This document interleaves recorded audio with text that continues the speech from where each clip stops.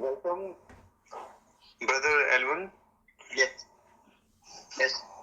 खुदा का शुक्र है, खुदा का शुक्र हो जी, मुझे खुदा बरकत दे, आप सबको बरकत दे।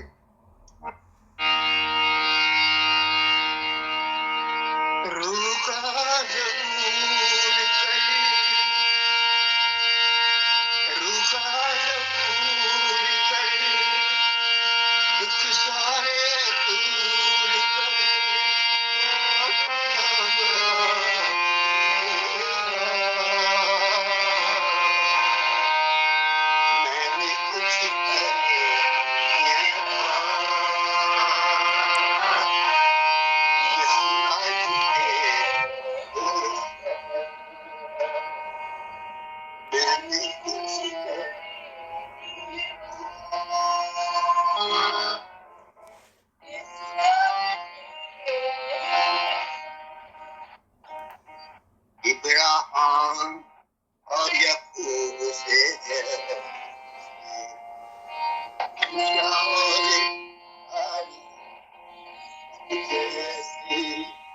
इब्राहिम और याकूब से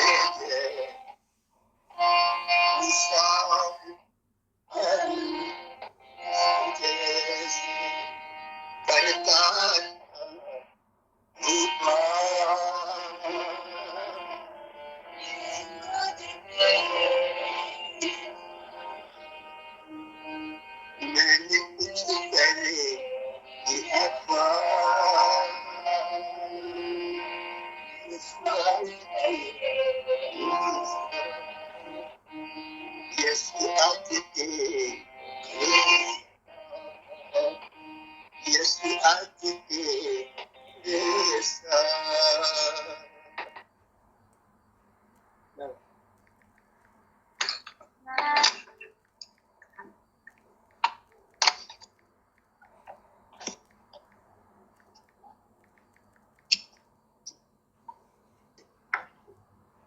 कलाम मुक़द्दस में से सुनेंगे हम आज अपने रहनुमाई के लिए। कलाम मुक़द्दस की फहरिस्त में से सुनेंगे बापर में थे कुछ नाम आमीन। खुदावंद यीशु मसीह की अंजील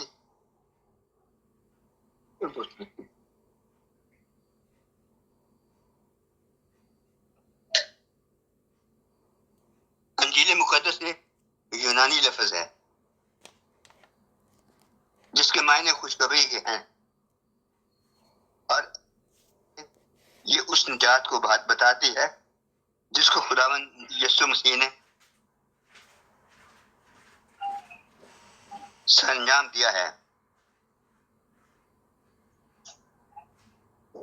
बादशाह अंजील मुक़द्दस का नाम उन किताबों को दिया गया जिनमें खास तौर पर खुदावंद यीशु मसीह की जिंदगी, तालीम और मौजज़ात और मदरज हैं और जिन्हें इल्हामी तस्लीम किया जाता है। ये किताबें तादाद में 4 हैं और अपने मुसन्निफ़ीन के नाम से मशहूर हैं। मुक़द्दस मत्ती बामुताबिक मुक़द्दस मरकस बामुताबिक मुक़द्दस लूका बामुताबिक मुक़द्दस यूहन्ना। चूँकि मुक़द्दस मत्ती, मरकस और लूका की किताबें आपस में बहुत सी मिलती हैं, इसलिए उन को अनाजील माकफ कहा गया है। ये 3 अनाजीलें सन 62 में से पहले लिखी गईं और मुक़द्दस यूहन्ना की अंजील पहली सदी के इख्तिताम से पहले लिखी गई। मुक़द्दस मत्ती ने अरामी ज़ुबान में अपनी अंजील लिखी जो इब्तिदाई अज़ां यूनानी ज़बान में तर्जुमा के लिए लिखी गई। दीगर किताबें यूनानी ज़बान में लिखी गई क्योंकि मुक़द्दस यूहन्ना और मुक़द्दस मत्ती रसूल थे, इसलिए ये खुदावंद यीशु मसीह की एलानिया ज़िंदगी की चश्म دید گواہ ہیں.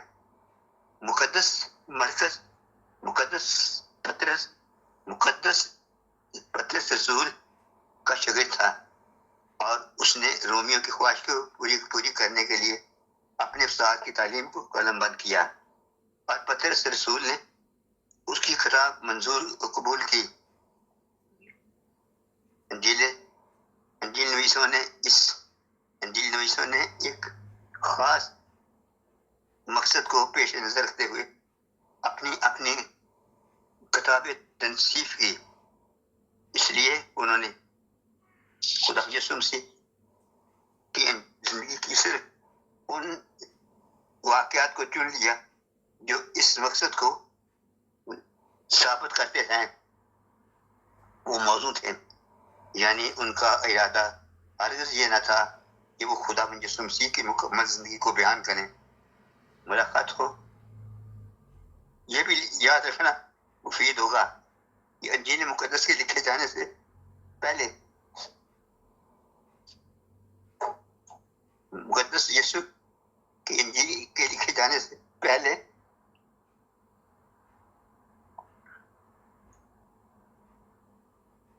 تقریباً تمام معلموں کو دنیا پر کی جا چکی ہیں. ملاقات ہو. یہ بھی یاد رکھنا مفید ہوگا کہ انجیل کے لکھے جانے سے پہلے یا خدا یسوع مسیح کی میلادی تقریباً تمام معلومہ دنیا پر جا چکی تھی.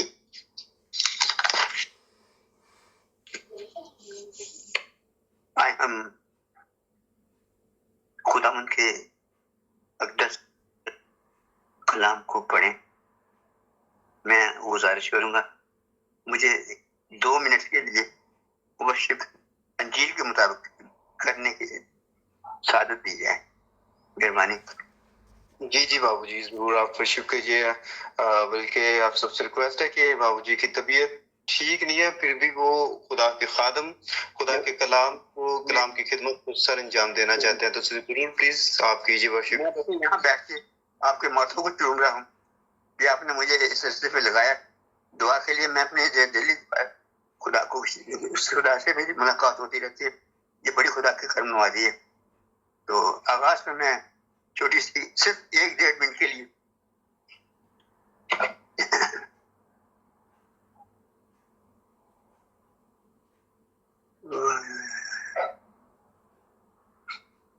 تیرا کلام حیاتی دے سارے لوکاں لئی،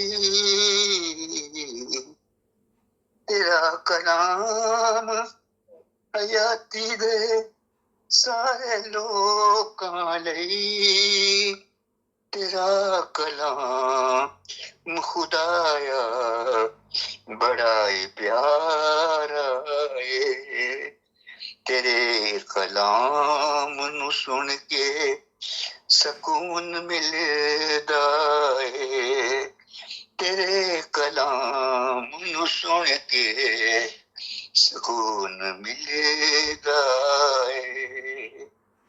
تو بخشنا ہے ہمیشہ دی زندگی اونوں، تو بخشنا ہے ہمیشہ دی زندگی اونوں. تیرے کلام تے جیڑا بشر وی چلدا ہے. تیرے کلام تے جیڑا بشر وی چلدا ہے. تیرا کلام تے ساڈے غماں دا چارہ ہے.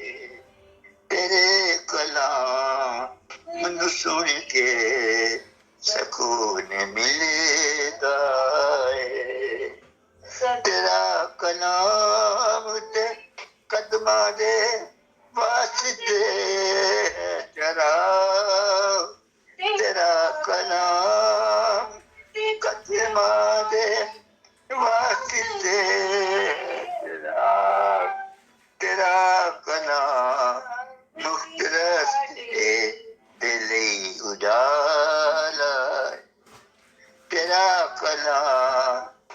راستے دلی اجالا تیرا کلام تے ساڈے غماں دا چارہ ہے تیرا کلام مینوں سن کے سکون ملے گا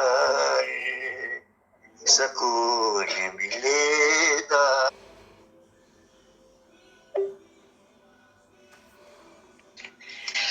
ہیلو، مجھے کلام کے لیے شکر گزاری کرنی ہے. ہیلو نہیں جی، یہ جو بابو جی نے ٹاپک چھیڑا تھا، شروع کر رہے تھے، تو آپ کو وہ جو خدا رہنمائی ہدایت کرتا ہے وہ آپ ضرور شیئر کیجئے. آئی تھنک ان کی کال ڈسکنیکٹ ہو رہی ہے بار بار، تو ہم چاہتے ہیں کہ ہاں آپ جی، مجھے ذرا تھوڑا نا سمجھ نہیں آ رہی تھی، میں سن تو رہی تھی لیکن ان کی آواز بہت زیادہ کٹ رہی تھی. ہیلو جی سسٹر جی پلیز آپ کنٹینیو کریں. ان کے جو کال ڈسکنیکٹ ہو رہے ہیں تو آپ کنٹینیو کریں. جی، انہوں نے بات کی تھی، وہ بات کر رہے تھے کہ یسوع مسیح کی پیدائش کے حوالے سے ابراہیم سے متعلق وہ بات کر رہے تھے. تو ابھی ہم مطلب کہ انڈر ہو رہے ہیں کرسمس منانے کی طرف. تو میں آج کلاس میں جو شیئر کر رہی تھی وہ یہ بات تھی کہ جتنی ہماری عمریں ہو چکی ہیں اتنے ہی ہم کرسمس منا چکے ہیں، لیکن بہت سی زندگیاں ایسی ہیں جنہوں نے ابھی تک یسوع کو بچے کے طور پر قبول نہیں کیا ہے، کیونکہ یسوع مسیح خوشی ہے، شادمانی ہے، خوشخبری ہے. اور اگر ہمارے دلوں میں شادمانی نہیں ہے، معاف کرنے کا روح نہیں ہے، تو ہم کرسمس نہیں منا سکتے ہیں.